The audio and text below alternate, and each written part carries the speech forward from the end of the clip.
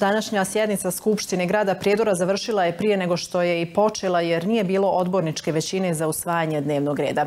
Njenom održavanju prethodila je pismena ostavka zamjenika gradonačelnika Aleksandra Miljuša.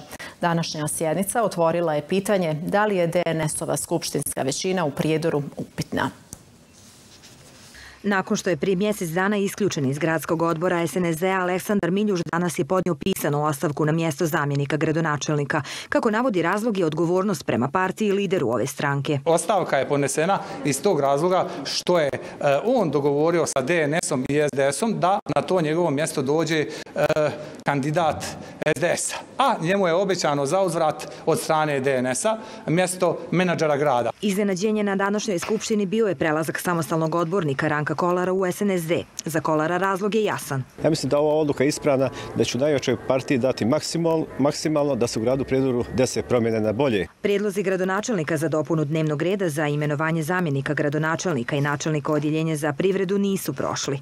Na novinarsko pitanje da li su pomenute dvije pozicije obećane SDS-u, gradonačelnik Prijedora odgovor nema. Moja je želja kao gradonačelnika bilo da se sva mjesta koja su moguće popune u gradskoj upravi, jer to je potreba da bi gradska uprava u potpunosti cjelovito funkcionisala u narednom periodu. Ovo je politička igra DNS-a i borba za lične interese, stav je Mirsada Duratovića iz Demokratske fronte. Malo propratiti gdje će ko dobiti koju poziciju, da li će pozicija biti uvedena menadžera grada, koliko sam čuo, da li će neko dobiti neka radna mjesta unutar gradske uprave ili nekim odjeljenjima. Na sjednici se nisu pojavila 3 odbornika SDS-a, što je otvorilo mnoga politička pitanja. Između ostalog i unutar stranački sukob SDS-a.